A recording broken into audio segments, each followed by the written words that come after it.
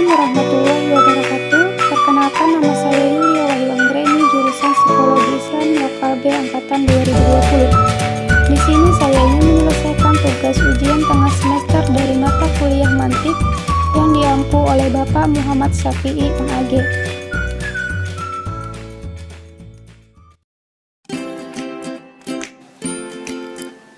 Baiklah, kita masuk materi yang pertama, yaitu pengertian logika dan mantik, serta tujuan dan manfaat mempelajari logika.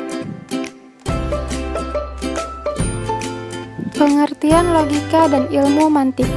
Logika berasal dari bahasa Latin, yaitu logos yang berarti perkataan atau akal.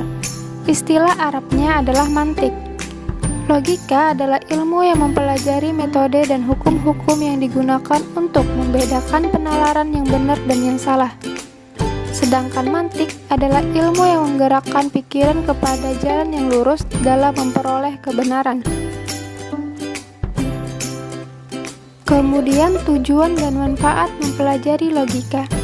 Tujuan mempelajari logika yaitu untuk memelihara, melatih, mengajar, dan mendidik dengan mengembangkan potensi akal dalam mengkaji objek pikir dengan menggunakan metodologi berpikir. Sedangkan manfaat logika antara lain, yang pertama, membantu setiap orang yang mempelajari logika untuk berpikir secara rasional, kritis, lurus, tepat, tertib, metodis, dan koheren. Yang kedua yaitu meningkatkan kemampuan berpikir secara abstrak, cermat, dan objektif. Yang ketiga, menambah kecerdasan dan meningkatkan kemampuan berpikir secara tajam dan mandiri. Dan yang keempat, yaitu meningkatkan cinta akan kebenaran dan menghindari kekeliruan serta kesesatan. Selanjutnya masuk pada materi yang kedua, yaitu tentang sejarah logika atau mantik. Ilmu mantik pertama muncul oleh ahli filsafat Yunani kuno pada abad ke-5 sebelum Masehi. Pelopor pertama kalinya adalah Socrates, dilanjutkan oleh Plato dan dilengkapi oleh Aristoteles yang disusun dengan ilmu dan pembahasan yang teratur dan terperinci, dengan menjadikannya sebagai bahan dasar ilmu bisa filsafat. Ilmu mantik pada saat itu disebut dengan nama analitika dan dialektika. Aristoteles bukanlah pencetus ilmu ini, namun beliau adalah orang yang pertama kali memberikan rumus terkait berpikir secara logis. Aristoteles dianggap sebagai ayah logika. Ia dianggap sukses memisahkan logika dari filsafat secara keseluruhan. Ia menemukan kriteria sistematis untuk menganalisis dan mengevaluasi argumen-argumen. Aristoteles meninggalkan 6 buku bernama Tu Organon yang menjadi pegangan untuk mempelajari logika sejak abad pertengahan hingga modern. Yang pertama yaitu Kategoriae, membahas tentang pengertian-pengertian. Yang kedua, De Interpretiae, membahas tentang keputusan-keputusan. Yang ketiga yaitu Analytica Priora, membahas tentang silogisme. Yang keempat, Analytica Posteriora, membahas tentang pembuktian. Yang kelima, Topica, membahas tentang metode berdebat. Dan yang keenam yaitu De Sophisticis Elenchis, membahas tentang kesalahan-kesalahan berpikir. Kemudian masuk pada materi yang ketiga, yaitu tentang jenis pengetahuan dan jenis ilmu. Jenis pengetahuan ada 4, yaitu pengetahuan indrawi, yang kedua pengetahuan imajinatif, yang ketiga pengetahuan ilusif, dan yang keempat pengetahuan rasional. Pengetahuan indrawi adalah pengetahuan yang diperoleh manusia melalui indera atau pengalaman yang dialami atau dilakukan olehnya. Pengetahuan indrawi erat kaitannya dengan empirisme atau pengalaman, karena dalam empirisme sumber utama untuk memperoleh pengetahuan melalui pengalaman indrawi. Misalnya, ketika kita melihat siang hari itu terang dan malam hari itu gelap, maka dengan indera manusialah mata kita mengetahui hal tersebut. Yang kedua, pengetahuan imajinatif. Pengetahuan imajinatif adalah pengetahuan yang dimiliki oleh seseorang melalui bayang-bayang visual yang pernah dilihat atau dibayangkan dalam pikirannya sebelumnya. Misalnya, seperti orang yang ingin membuat kue dan belum pernah melakukannya sama sekali, tetapi orang tersebut sudah pernah melihat dan membayangkan kue yang akan dibuatnya seperti apa. Dari bayangan, imajinasi, khayalan yang ada dalam pikirannya tersebut, ia memiliki pengetahuan paling tidak seperti apa bentuk kue yang akan dibuatnya tersebut. Yang ketiga yaitu pengetahuan ilusif. Pengetahuan ilusif adalah kesalahan persepsi saat seseorang menerima informasi mengenai fakta yang ditangkap oleh panca indera. Dalam kehidupan sehari-hari terdapat pengalaman manusia yang dianggap sebagai ilusi. Salah satu contoh paling terkenal adalah ilusi tentang fata morgana. Ilusi penglihatan seperti tampak melihat air yang pada kenyataannya tidak ada. Suatu peristiwa alam yang diakibatkan oleh pemanasan pada suhu tertentu di permukaan bumi. Yang keempat yaitu pengetahuan rasional. Pengetahuan rasional adalah pengetahuan yang didapat melalui pelatihan akal tanpa melakukan observasi yang kebenarannya dapat ditunjukkan dengan pemikiran abstrak. Pengetahuan yang bersumber dari akal ini maksudnya adalah suatu pengetahuan yang dihasilkan dari proses belajar dan mengajar, diskusi ilmiah, pengkajian buku, pengajaran seorang guru, dan sekolah. Kemudian jenis ilmu. Yang pertama, ilmu husuli atau korespondensi. Nah, ilmu husuli itu adalah ilmu atau pengetahuan yang didapat berdasarkan proses korespondensi yang terjadi antara subjek dengan objek eksternal.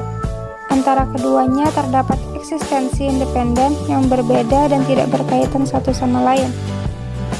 Jadi ilmu husuli adalah ilmu sesuatu yang dihasilkan melalui perantara, dan kita mendapatkannya melalui bentuknya.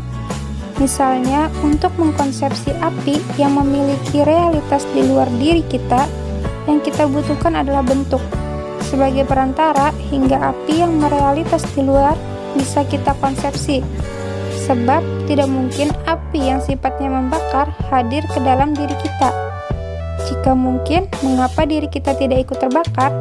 Karena yang hadir ke dalam diri kita adalah bentuknya saja, maka kita tidak terbakar. Kemudian ilmu huduri. Ilmu huduri itu ilmu yang didapat langsung, dinamakan ilmu huduri karena ilmu yang hadir dalam diri kita. Ciri dari ilmu huduri, ilmu itu hadir secara eksistensial, objek dan subjek jadi satu. Ilmu huduri itu pasti benar, tidak koresponden, karena tidak ada kategori benar atau salah. Karena kita yang merasakan sendiri. Sifat ilmu huduri ini personal, tidak ada benar salah, dan dia hadir dalam diri kita. Contoh misalnya saya tidak menyukai pedas dan mengatakan bahwa sambal ini sangat pedas. Lalu kamu yang suka pedas ini mengatakan bahwa sambal ini tidak pedas. Nah, jadi kamu tidak bisa menyalahkan saya karena ini sesuai penghayatan saya. Selanjutnya materi yang keempat yaitu prinsip dasar dalam logika. Prinsip logika dapat didefinisikan sebagai suatu pernyataan yang mengandung kebenaran secara universal yang kebenarannya itu sudah terbukti dengan sendirinya. Ada beberapa prinsip-prinsip dasar dalam logika. Yang pertama yaitu asas identitas. Asas identitas merupakan dasar dari semua pemikiran dan bahkan pemikiran yang lain. Prinsip ini mengatakan bahwa sesuatu itu adalah dia sendiri bukan lainnya. Misalnya, jika kita mengakui bahwa sesuatu itu Z, maka ia adalah Z, dan bukan A, B, ataupun C. Yang kedua yaitu asas kontradiksi. Asas kontradiksi yang berarti hukum kontradiksi adalah kaidah pemikiran yang menyatakan bahwa tidak mungkin sesuatu pada waktu yang sama adalah sesuatu itu dan bukan sesuatu itu. Yang dimaksudkan adalah mustahil ada sesuatu hal yang dalam waktu bersamaan saling bertentangan. Contohnya, ada seekor kucing di dalam kotak. Nah, tidak mungkin kan kucing dalam keadaan hidup dan mati itu secara bersamaan di dalam kotak tersebut? Yang ketiga yaitu asas penolakan kemungkinan ketiga, yang berarti segala sesuatu itu haruslah positif atau negatif. Asas penolakan kemungkinan ketiga mengatakan bahwa pengakuan dan pengingkarannya itu terletak pada salah satunya. Pertentangan mutlak itu tidak mungkin keduanya benar ataupun salah. Kemudian masuk materi yang kelima, yaitu tentang macam-macam logika. Macam-macam logika itu ada 3. Yang pertama, dilihat dari kualitasnya, yaitu logika naturalis dan artifisialis. Yang kedua, dilihat dari metodenya, yaitu logika tradisional dan modern. Yang ketiga, dilihat dari objeknya, yaitu logika formal dan material. Yang pertama yaitu logika naturalis. Logika naturalis adalah kecakapan berlogika berdasarkan akal bawaan manusia. Akal yang normal akan bekerja secara spontan berdasarkan hukum logika dasar. Hal yang tidak perlu dipikirkan secara panjang atau memerlukan pembuktian untuk kebenarannya. Contoh, lari tidak sama dengan tidur. Yang kedua yaitu logika artifisialis. Logika artifisialis adalah logika yang merumuskan asas yang harus ditepati dalam setiap pemikiran yang dimaksud untuk menghindari kesesatan. Yang ketiga yaitu logika tradisional.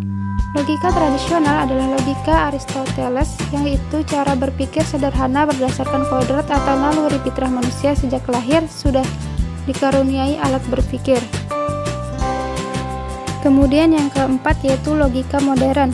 Logika modern adalah logika deduktif yang mana premis dari suatu argumen yang valid harus memiliki kesimpulan atau kebenaran yang harus mengikuti premisnya. Yang kelima yaitu logika formal. Logika formal adalah logika induktif yang mempelajari asas aturan atau hukum berpikir agar dapat berpikir dengan benar dan menemukan kebenaran. Dan yang terakhir yaitu logika material. Logika material adalah ilmu yang mempelajari proses dari aktivitas berpikir yang memungkinkan lahirnya pengetahuan baru dengan menggunakan metode yang dapat membantu menemukan pengetahuan baru tersebut.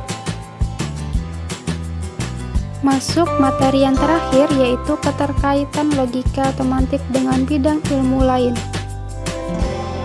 Yang pertama yaitu hubungan logika dengan psikologi. Logika dapat membantu dalam memikirkan segala sesuatu tentang proses berpikir kejiwaan manusia agar dapat terhindar dari penyakit kejiwaan ringan. Psikologi mempelajari perkembangan pikiran tentang pengalaman melalui proses subjektif di dalam jiwa. Dengan kata lain, psikologi memberikan keterangan mengenai sejarah perkembangan berpikir dan gambaran bagaimana manusia itu berpikir. Yang kedua yaitu hubungan logika dengan bahasa. Bahasa yang baik dan benar dalam kehidupan sehari-hari itu hanya dapat tercipta apabila ada kebiasaan atau kemampuan dasar dari setiap orang untuk berpikir logis.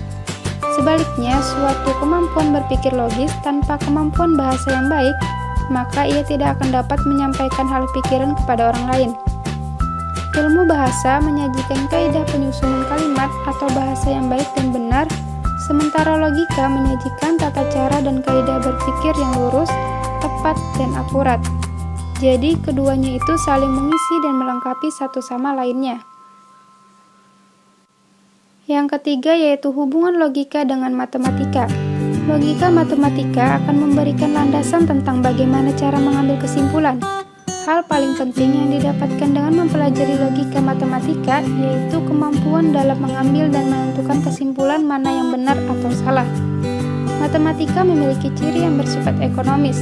Dengan kata-kata, matematika tidak bersifat tunggal, melainkan jamak seperti logika.